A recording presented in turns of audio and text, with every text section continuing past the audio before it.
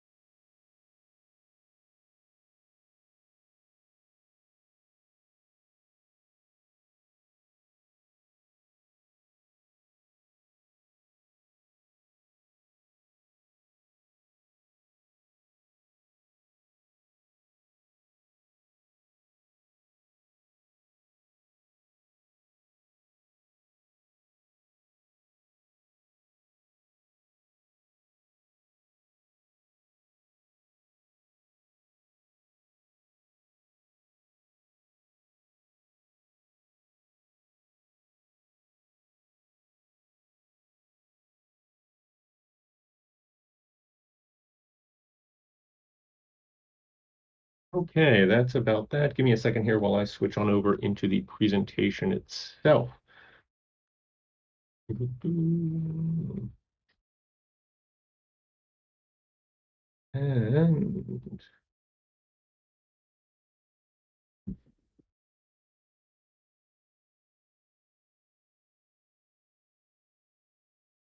okay, good. I think that's sort of it. Okay, so I guess after that montage, the first question I really have is, how do you know which ones are which? How did you discriminate between these games to know which was a JRPG and which wasn't? Chances are you probably have a working definition or impression of what a JRPG is, and I wouldn't be surprised if that definition contains, to some degree, a list of criteria or elements related to the game that need to be present for it to fit that definition or impression. I mean, in short, you've probably got a taxonomy. Over the years of my research in games, I've encountered a number of definitions of JRPG. On the screen here are a few. Some might align with what you think the genre is, and some may not. The one on the top identifies combat mechanics. The one in the middle left mentions aesthetics. The one in the right focuses on production location, as does the bottom one, but with a cultural twist. The interesting point here is that while there are some level of differences or disagreements on what the genre is, this hasn't really stopped all of them or any of them from identifying characteristics or elements that comprise the genre, a taxonomy of JRPG. Now, while I don't think that taxonomies of JRPGs themselves are an issue, I wonder if we could learn more about the history, development, and circulation of the genre by shifting our focus from the games themselves. Or, to put it another way, what are the limitations of focusing on elements of JRPGs? Before I get to that, though, I think it might be useful to briefly touch upon what taxonomies are themselves. Specifically, I'd like to explore what they are, how they're used, and where they come from. For the most part, I'll be drawing on observations on taxonomies by Raven, Berlin, and Breedlove, who are professors of biology, anthropology, and botany, respectively. As a researcher of games, especially Japanese ones, I'll also point to discussions in the field on the subject. And during this background discussion, I'll apply some of these observations to elements commonly attributed to JRPGs. The point here, though, is not to take a position on which approaches are objectively accurate or not, but at this stage, just to sort of test the limits of them through counterfactual examples. And after all that, I hope we'll have a little bit of time to talk about genre over time. So, first off, what are they? A taxonomy, according to Raven and his colleagues, is a system designed to, quote, recognize similarities and differences between objects and events in the physical universe and make them known linguistically. There's a couple of things that I think are interesting about this approach, but the most interesting for me, at least, is that it situates taxonomy in the realm of ontology as opposed to epistemology. Basically, it's a system that describes things, and different communities describe things in different ways. Here are a few taxonomies of video games provided by scholars and researchers in game studies over the years. Early approaches, for example, focused on their similarities to film, discussing traits such as diegetic space, narrative structure, camera work, and perspective. Wolf, for example, offers a proto-taxonomy of video game spaces, drawing from the use of space and camera work and perspective in film theory. Other focuses focus on the idea of interactivity. Now, while this discussion does not necessarily translate to contemporary schema of genre used in popular culture, the market, and academic literature, it does represent an early example of how studies of video games have often centered on the game text as a site of analysis. Other approaches, such as that of King and his colleagues, have provided taxonomies of game design as it intersects with behavior, and the resulting features are meant to identify the psychological mechanisms that underpin problem uses of games, such as the potentially addictive features of gotcha mechanics. A list of these features can be seen on the right side of the screen. But despite these, by far the most common taxonomy for games relies on gameplay mechanics. Wolf, for example, a few years later would provide one of the first academic categorizations of games based on game mechanics, and this approach continues today. My recent work, for example, tends to parse game mechanics and other features of game texts to provide a basic framework for differentiating computer role-playing games. This actually provides the primary reason for the purpose of taxonomies, which is recall and organization. Specifically, that modern taxonomies function as systems in which we can recall, organize, and retrieve information. As a result, the focus of modern taxonomy, the modern taxonomic system, lies with the object itself, or in the case of game studies, the game text, as it serves as the site of analysis. Clark and his colleagues come from a perspective of library science and note how one of the primary purposes of genre is to allow users to quickly find, identify, and select text. And according to other research, genre is the most used feature by which people search for games. The problem is, as I said before, different communities define the elements of genre differently, which can present challenges for locating games in the first place. As Clark and his colleagues note, genre labels often become applied too broadly to a large number of games. Such broad applicability also exacerbates collection problems and increases numbers of disparate games are added to the same broad category. Eventually, the category becomes so broad that it is essentially meaningless. I think we can see the limitations of this approach in allowing users to provide, say, tags to categorize games. And I think a few years ago, Steam tried to do that, and it kind of had unfortunate consequences. So, with those two kind of ideas in mind, let's take a look at how some of these features appear in JRPGs. At this point, I've broadly looked at what taxonomies are and how they've been used. I've also hinted at some potential issues with these approaches, something that I hope to bring more into focus as we move forward. But in terms of the features or characteristics that comprise JRPGs, I think the following three categories generally represent a consensus across fan forums, industry publications, and popular magazines over time. Of course, how these categories are defined, the nuance or specifics of what qualifies as falling into these categories is subject to variation, with the idea of culture creeping in and out of these definitions. That's kind of the point that I want to pursue right now. Keep in mind that the focus of the next few slides is more about exploring the value of taxonomies for sketching the borders of genre. I'm not taking any stance on the merits of these for defining JRPGs. Another thing that I'd like to note is that I'm interested in looking at how these taxonomies historically work to inform the genre of JRPG. So I'll mostly be pulling from older games.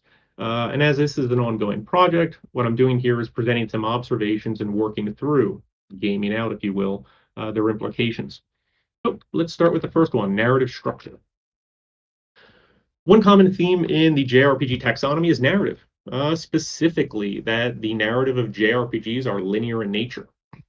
As extra credits claimed in a video in 2012, quote, JRPGs place you in a story. Other definitions across the years echo this.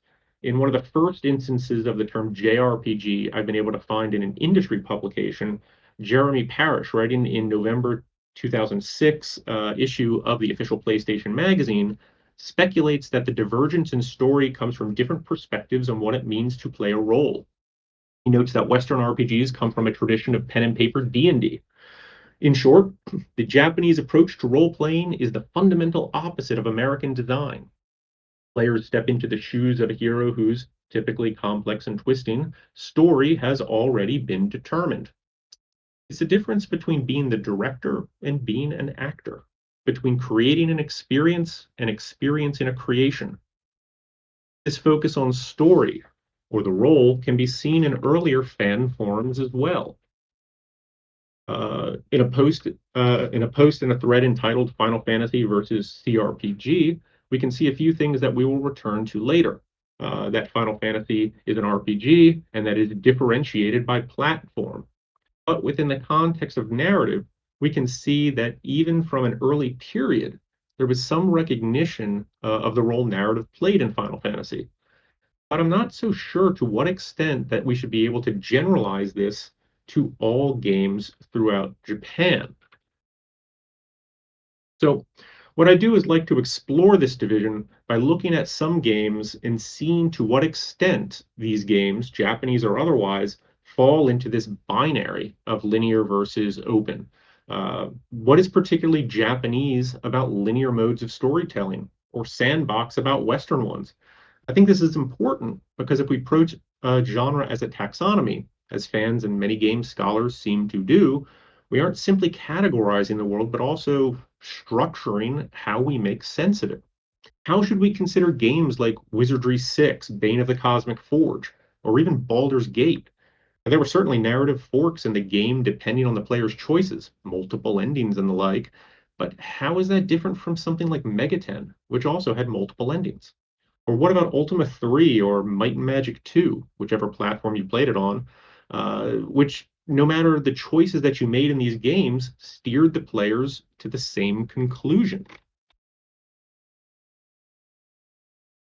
Instead of focusing on perceived cultural differences for narrative storytelling, we can look at Japanese explanations for these differences to see the subjectivity of taxonomic approaches to the JRPG. Writing in 2000 in the Japanese magazine Game Criticism, Game Hihyo, Okamoto Yoshiki argues that the adoption of new technologies, for example, CD-ROM technologies, has negatively impacted the way RPGs are designed.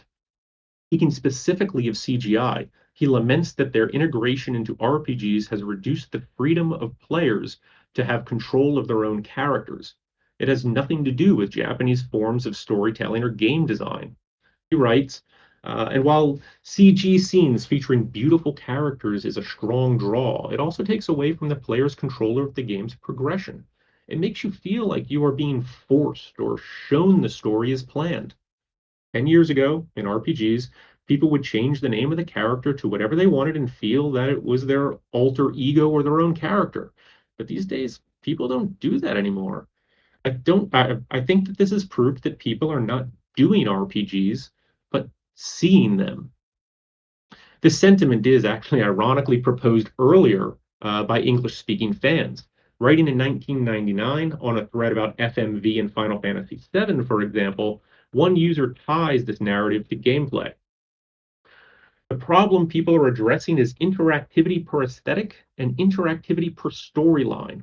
In Dragon Warrior 1 and Final Fantasy VII, the aesthetics and storyline were simple compared to TV and movies, so people expected the gameplay to be simple. In Fantasy VII and Metal Gear Solid, the aesthetics and storyline are every bit as good as a movie, so people expect the gameplay to be as good. But it isn't. In Final Fantasy VII, the gameplay is as simple as Final Fantasy IV. In Metal Gear Solid, the cutscenes were displayed in real-time polygons as opposed to FMV, implying that the player should be controlling the story. But it's just as passive as every other game. During the cutscenes, the player ought to be able to walk around, interrupt other characters, create your own comments which change the story's outcome, basically engage an AI in conversation.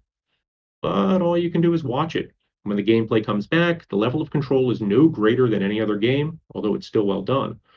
Everything is set in stone.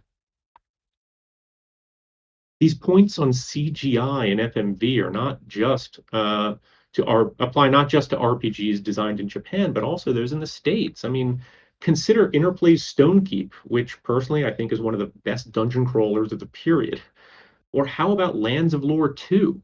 Both leverage CD-ROM storage capacity to incorporate live action into gameplay, not just extended CGI scenes. The technologies are not used to increase narrative forks or player interactivity, but add depth to the pre-planned plot, the linear story of the game. That this is done in games developed across different countries and different times suggests that there's nothing Japanese about it, or perhaps that approaching Japanese in terms of narrative is, I don't know, flexible at best. And a flexible taxonomy really isn't a good taxonomy. But of course, categorizing games based on one element is a bit disingenuous, as the definition of JRPG has multiple unevenly applied criteria, two of which are the aesthetics and mechanics of the game. So, as one fan points out in a conversation over the differences between console and PC RPGs, two terms that were often understood to refer to games from Japan and America, it's not just narrative structure that needs to be considered. He writes, and don't forget the differing visual styles. Most console RPGs originate in Japan and have an anime-inspired look. Many of them, such as Jade Cocoon, for example, are drawn by respected anime artists. PC RPGs tend to be developed in America and often have a much darker, grittier look, and are often based on more familiar Western mythology. Now, admittedly, I'm still working my way through much of this, but from a pragmatic perspective, I'm not really sure how aesthetic style alone classifies a game as a JRPG. I mean, consider, for example, games such as Etrian Odyssey, Class of Heroes, or even The Seventh Dragon, which are basically anime-themed skins wrapped around wizardry or Bard's Tale mechanics. Now, I need to do a little bit more on this. Suffice it to say that in this quote and the earlier one on FMV, fan discussion seems to suggest that it is a combination or interaction of these criteria that is important to defining the genre. I want to tackle this not in terms of perceived differences in Japanese and non-Japanese games. I think it's sufficient to look at the idea of mechanics in terms of Japanese games themselves. Dragon Quest and the Final Fantasy series, which are often termed JRPGs, bear different combat mechanics and aesthetics than games produced by NIS or Compile Heart. In fact, I would argue that the former titles are associated with JRPGs simply because Square and Enix published the majority of games exported outside of Japan during the period in which the genre was coalescing in various communities. It's an accident of production location, perhaps, not necessarily Japanese mechanics or aesthetics. And even though most of the games that reached foreign shores during this period come from a small pool of publishers, they didn't necessarily share a common set of mechanics. Consider the ATB system of Final Fantasy or the linear motion battle system of the Tales series. This was not a broad-based set of mechanics common across properties that formed a Japanese RPG zeitgeist. These titles, however, admittedly were released in the 1990s.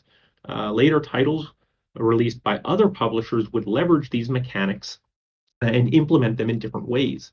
Consider titles such as Kodelka, Shadowheart, or even Baten Kaitos. This diversity in systems or mechanics in Japanese games is sometimes reflected in fan and industry discussions. That Parish piece I mentioned earlier, he also notes that since console development is less demanding, his words, not mine, Japanese developers can experiment or innovate more with gameplay. Another fan writes, roughly a decade later, that he likes JRPGs because, quote, JRPGs come in all shapes and sizes, ranging from Kingdom Hearts, Pokemon, Baten Kaitos, and Boktai. I'm not saying I prefer one over the other. I'm just saying that, in my opinion, Japanese role playing games have a larger range in play style. On the other hand, some fans note that these mechanics aren't necessarily as innovative as others make them out to be.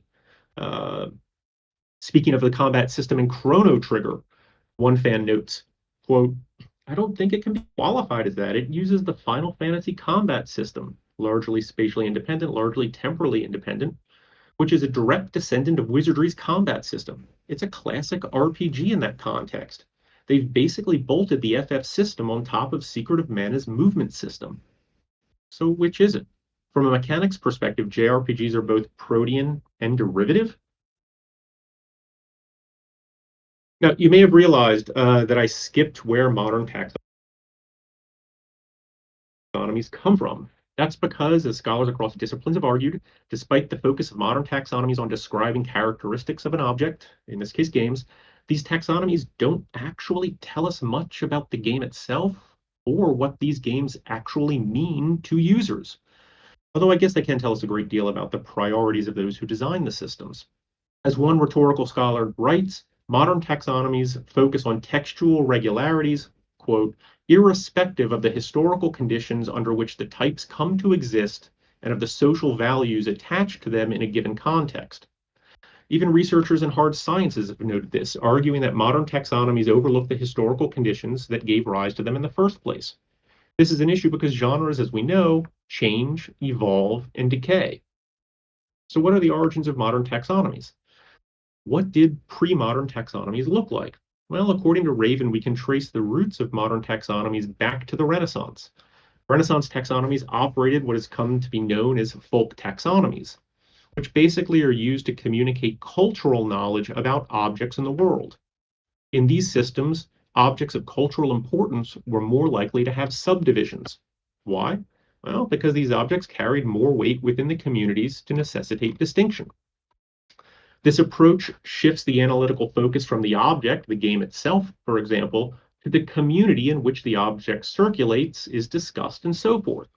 And decentering the game text as a site of analysis is one of the research trends in game studies as a field, and I think it is valuable because it means that these definitions of JRPG can all operate simultaneously. If we shift the focus to the analysis of the community, it allows us to approach genre and the taxonomies that may arise from them uh, as sites of cultural knowledge. This allows us to explain not only the variability across the definitions of JRPG in English communities and fandoms, but it also takes into account the fact that the genre doesn't really exist in Japan. Here, for example, are how various fans in Japan described Persona 3. I think that looking at Persona 3 itself is useful, mainly because of how it managed to redefine the series through the social link system. But fans in Japan quickly noted how these mechanics parallel those from other genres, many of which weren't really popular outside of the country. For example, many people described it as an adventure game, others as a training simulation. Uh, Others, with the randomness of the dungeon, called it a mystery dungeon, a roguelike. Others called it, with its focus on the female characters, a gal game, with one user, sort of at the bottom right, kind of joking that it is a gal sona, a combination of the persona mechanics from the past with this gal game system put on top. While these descriptions make comparisons to existing games or genres, more recently there's been a growing awareness among certain Japanese fan groups and developers of JRPG and sort of what it means. In a recent post on a Yahoo forum in 2022 on the topic of JRPGs, one fan simply writes, JRPG is a derogatory term. Now, I don't think we really need to engage with the reasons for this argument or how this assessment came to be. Instead, what I'd like to stress here is I'm not really interested in whether these definitions or their associated taxonomies are objectively accurate or not. The point is that taxonomies are tools defined by communities. Different communities may share different taxonomic characteristics, art style, for example, but what those characteristics mean to those communities can be, and often are, different. Based on this variability of meaning, I think a more useful approach in this context would focus on what genres do within these communities, what purpose or what action they serve. Rhetorical scholarship, again, notes that, quote, things have relations that both define and explain their power and influence, yet those relations do not entirely define those things. One of the ways in which these relations are made is through communal action. Writing about genre, Smart positions it as, quote, a strategy enacted collectively by members of a community in order to create knowledge essential to their aims. These knowledges appear, among other things, how genres are defined. Put another way, I think the genre has empirical consequences. Understanding JRPGs as a game or as games that are produced and released in Japan, right? Location, as some fans believe from those other definitions, that has material and empirical consequences for who can actually make and produce JRPGs within those communities. Just as how an understanding of JRPG as a series of interconnected aesthetic and narrative elements not tied to culture open different possibilities for those who can create the games in those specific communities. So ultimately, I'm not really concerned with what the taxonomies are, their ontologies, but rather how these taxonomies were developed in the first place. Or, as one game scholar puts it, I want to understand the conditions that give rise to these genres.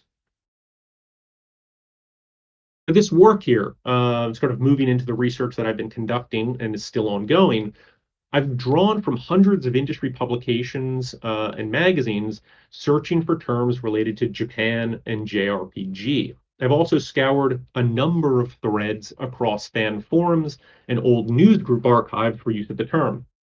In general, the breadth of what I searched for can be seen on the following slides. In terms of this, I basically searched about 441 threads across 4 forums or websites for a total of 16,872 posts. The primary one that I searched was an archived news group, an old Usenet forum, rec.games.video.nintendo. But for this, I also drew in data from other sites that I've researched in the past. Looking here, the main period was for these fan forums, roughly 1990 to 2006. The primary terms, of course, JRPG, but also Japanese RPG. And as analysis was conducted, I saw secondary terms popping up, American RPG, console RPG, things like that. So I searched on those as well. I also did orthographic variations, oddly enough, some people would do J.R.P.G and variations like that. So I incorporated those in as well. In terms of industry publications, I searched basically 42 magazine titles across 4 different languages for a total of 2,945 discrete magazines searched. Of this number, 1,358 were in English, mainly US, but a few in the UK. 700 were in Japanese, 428 were in Spanish, 115 were in Polish, 11 were in Italian. Basically, I'm going to focus on the English and Japanese versions for this, but for the magazines that were not in either of those languages, I had colleagues help me figure out what the proper terms would be and search from there. Anyway, some of the representative samples of the major magazines that I searched are on the screen. So official US PlayStation Magazine, GamePro, Computer Gaming World, Nintendo Power, among others. In other languages, Japanese in particular, I focused on Game Criticism, Game Hihyo, Game Machine Magazine, GMM, and Famimaga. Spanish, Club Nintendo, Nintendo Acción. Polish was PSX Extreme, and a few others. You'll notice here that the time period is a bit broader, but I kept the same search terms, and I was particularly interested in how the terms might be increase over time. In general, however, where do we get to some of these results? While I've stressed that we should focus on understanding genre within specific communities, across this corpus, there were some general trends over time that were sort of noticeable. The first I want to call a JRPG is focused on production location. Basically, I've noticed that earlier uses of the term tend to focus or refer to where the game was produced. I mean, in this case, Japan, or refer to Japanese versions of the game. So in case there was an English translation, Final Fantasy II versus FF4, for example, people might refer to Final Fantasy as the Japanese version, and people would know, oh, okay, they're talking about Final Fantasy IV here. Um, that starts around 1993. Around 1997, I start to see references to JRPGs being associated with culture. This starts as early as 1997, but doesn't really pick up or hit mainstream until about 2002. The last category, I don't really like the name, so I have to think of something better, but I'm calling it Techne. I don't like the name of the category, but basically what I'm trying to get here is around 2012, we start to see that genre or JRPGs becomes unmoored from the other categories. Basically, JRPG is no longer associated with Japan in general or even with Japanese culture. It becomes essentially a pure focus on the text itself. Anyone, for example, can make a JRPG if they follow specific game or aesthetic tropes. So, as one may have expected, here's where the part, though, where I mentioned limitations and notes about these trends. The first is that these trends are, as I said, trends. There's not clean breaks. It's not like at 1997 suddenly production location stops. No, they bleed into each other, these categories. The second is that while I think I've gathered a significant amount of data, as analyses from different communities enter the mix, overall these trends may change. But speaking of JRPG and heading back to that, let's look at a couple of things that I found interesting here in terms of usage of words. In terms of magazines, one of the first interesting things that I've noticed is that the term JRPG appeared much less in the industry publications than I expected. I really have no good explanations for this, but I do have some guesses. I suppose part of this is the result of frequency. The nature of forums help fans generate content at a much higher rate than magazines. It could also be the result of an OCR error, which would impact the accuracy of the script results that I had. I need to look into this more. But another thing that I was surprised at was when the term appeared. The fact that the term appears much later in time compared to the fan forums, in this case 2006, isn't really surprising if we consider the likelihood that many of the fans in the forums about a decade earlier, when the term starts to appear, were younger and probably later got jobs in the industry. Now, I know this is speculative, but it makes sense if we recognize who tend to be early adopters of new technologies, in this case, the internet and Usenet forums, as well as who has access to them. In many of the cases, the email addresses on the fan forum posts come from either university or military addresses. And as I mentioned here, the vast majority of data from the fan sites that I have comes from the rec.games.video Nintendo forum.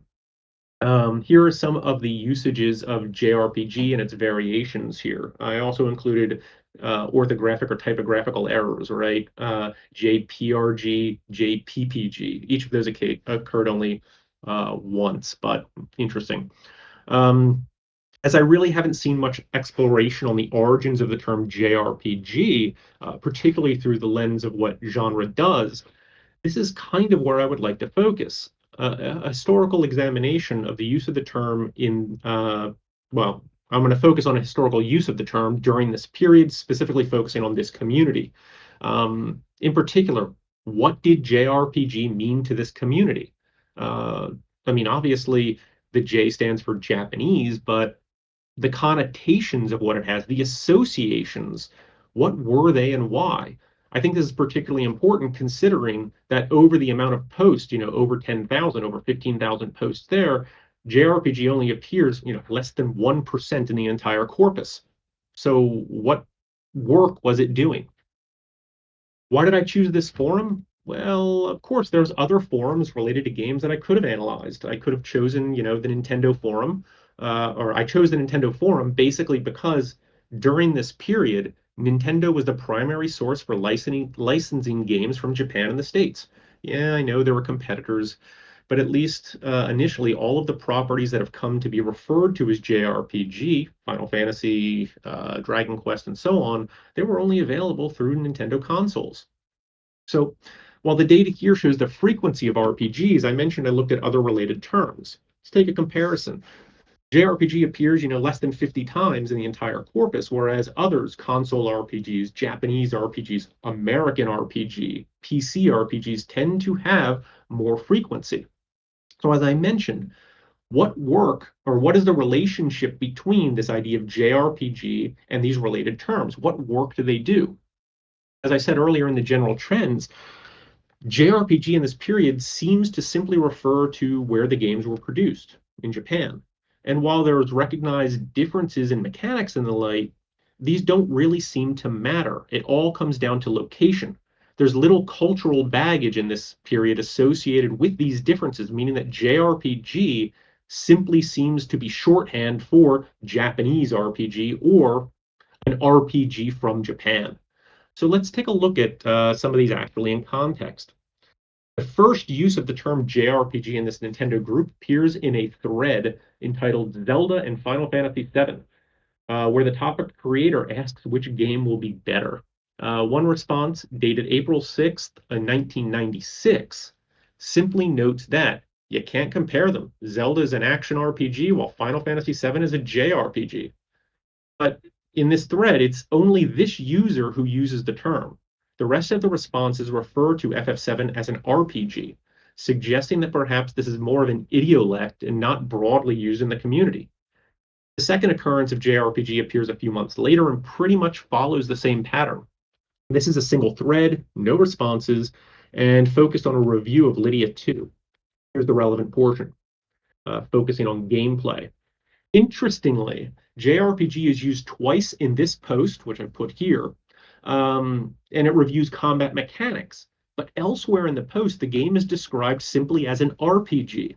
And on further reflection, the way he describes combat mechanics here sounds like that of an adventure game like Zelda, which, based on the opinion of the previous slide, isn't a JRPG. So these initial references really reveal little about what the term means to the community, especially since there's little context within these threads to provide what this context is. And there's discrepancies, sometimes called a JRPG, other times an RPG. These other responses in these threads similarly lack context, lack clear context to make the meaning self-evident to those outside of the community. And while I think the use of the term is minimal at best, no one really actually asks for clarification on what is meant, suggesting that it works as folk knowledge. I mentioned this earlier, but I didn't really define it, and that's what I'm going to do now. A folk concept is a notion that has a general, popularly understood meaning particular to a sociocultural grouping, but which has not been formally defined or standardized. Folk concepts are encoded in discourse, nonverbal behavior, and social practices rather than in published texts, such as newspapers, magazines, or books, or other media. They could, however, arise from folk interpretations of texts or other media. So what is this context, and what ways is the term encoded in the community?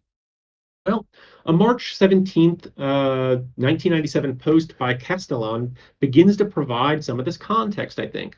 In response to one user who suggests that PC games are better than console ones, he writes, in part, what recent PC RPGs are we talking about here? The laughably generic SSI first-person mouse button mashers like Menzo Berenzan or Stone Prophet? Or perhaps the aesthetically hideous and bug-ridden Daggerfall? Or maybe we're referring to the linear JRPG clone Albion. What? No? The dull click-till-you-drop mechanics or antics of Diablo? The ugly and uninspired descent to Undermountain? Really? There hasn't been a good RPG on the PC since Ultima Underworld 2 in 1993. The term JRPG here is used only once, with the rest of the post referring to games such as Phantasy Star 2 and Final Fantasy as, quote, console RPGs. This presents one possibility that the term is being used, at least in some cases, as a shorthand to identify Japanese games based on platform. So let's look at that, which you may recall was basically the most frequent term in the corpus overall. Uh, whoops, I made some mistakes here. There we go. The first here comes from a series of posts where the contributors struggle over how to define JRPGs. Interestingly, the majority of the contributors focused on platforms, again pointing to those aspects of mechanics, story, or aesthetics of games that have come to be associated with Western or Japanese games. So here, the difference between PC and console RPGs is, as you consider them, almost separate genres. A console RPG concentrates more on telling a linear story with lots of character development, blah blah blah blah blah blah blah. Personally, though, I prefer console RPGs. The next post, as I said, explicitly makes this connection between platform and location of production. Uh, We see here the same focus on narrative, gameplay, and aesthetics as in other posts, which I've highlighted in purple, simply so that we can sort of see this easily. The division here becomes one based on platform, which is understood to be a generalizable proxy for location. There were certainly PC games made in Japan and console games made in the US, but these are overlooked. Using Japanese as an adjective to describe country of origin was also a common way to describe things in business, which is what with the penetration of Japanese companies in real estate, electronics, and the auto industries. In one of the famous texts of the period, The Machine That Changed the World, it's an influential book that defined lean production and analyzed Toyota's management style. The authors themselves refer to it as a Japanese management style, framing it as a product that could be exported to other countries. I think that this in general reflects kind of broader culturally understood approaches to trade during the period. While the mid-1990s began open border policies through free trade practices, for decades prior, countries and companies had adopted what was known as an internationalization strategy predicated upon expansion into other markets. In this model, national interests remain at the core of economic activity, tariffs, for example, and are positioned against other nations. National goods compete in international markets, with products typically being made at home and shipped overseas. And this may help explain the association between consoles and Japan, as after the Atari shock in 1983, console development in the US was anemic and never really recovered. Nintendo entered the market in full force in 1985, largely through an export model, and quickly gained a monopoly. Nintendo became synonymous with console games, even as they opened subsidiaries in those countries to handle localizations. This market position and the brand awareness that it had made it difficult for other entrants and, according to many, stifled competition. Nintendo was the subject of multiple lawsuits and antitrust action between 1988 and 1991, and even further. These ranged from issues regarding the theft of IP to unfair trade practices. For example, one of the first actions against Nintendo was by Universal Studios in 1986, where they sued Nintendo over copyright of King Kong. Donkey Kong looked suspiciously like King Kong, and Universal didn't like it. A little later on, we have the US Department of Justice, two actually lawsuits, one focused at the national level, the other by various states, which accused Nintendo of price fixing. Other than that, towards the end in 1996, we have Louis Galoob, actually Nintendo suing them for the production of the game Genie in violation of IP, basically encroaching in that market position. It should be pointed out that many of the Japanese companies were the focus of similar trade restrictions and lawsuits during this period. There's the Toshiba Kongsberg scandal, for example, where a subsidiary of Toshiba was found to be selling controlled materials to Russia. Only Toshiba actually was the subject of immense political backlash, despite the involvement of a Norwegian company in the scandal as well. And all of this culminated in a group of Senate members who decided to smash Toshiba's electronics on the steps of the Capitol. So there was a popular awareness, or at least suspicion, of Japanese companies overall during this period. And this may have motivated kind of a similar term, the American RPG. This thread is probably the clearest indication of the conflation between country of origin and genre. And while it may not reflect global video game production practices today, the position does reflect understandings of production within an internationalization framework, namely that the place of production generally shapes its national origins. So, as Martin here is writing, you're right, Square and Enix make their own games in Japan. To my knowledge, Squaresoft hasn't done any of their own programming yet. They've been translating all the Japanese games to the US market. However, they have just completed or are near completing the final setup of their own research US-based R&D center. They have begun to work on a game there, and they seem quite excited about it. But little is being said about what the game is about or even what it will generally look like. I'm very interested to see this one and finally discover what an American RPG will be like. I think that in this case, we have a clear cut of game being developed in a particular country, even though it is Squaresoft as opposed to Square. There is an association that it is going to be an American or American-inspired type of RPG. This can clearly be differentiated from Japanese RPGs, which, as we've seen, are made in Japan.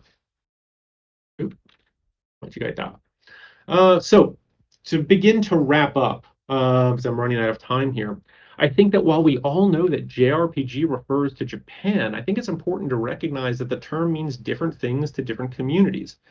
And it's important to understand and recognize that those differences because they communicate different things. In this case, and in the community, I think there's enough evidence to make the case for JRPG functioning as an abbreviation for a game from Japan. And while I didn't develop this in the presentation as much as I would like to, mainly because I'm still researching this background, I also believe that the use of Japan parallels how it was understood in broader sociocultural, political, and economic contexts. Were there different meanings operating at the same time, both within this community and outside of it? Of course, but this is something that future research is going to have to pursue. And with that, I think I am done. And I wanted to thank you guys for inviting me over here. Yeah, it was very nice to be able to talk to sort of the community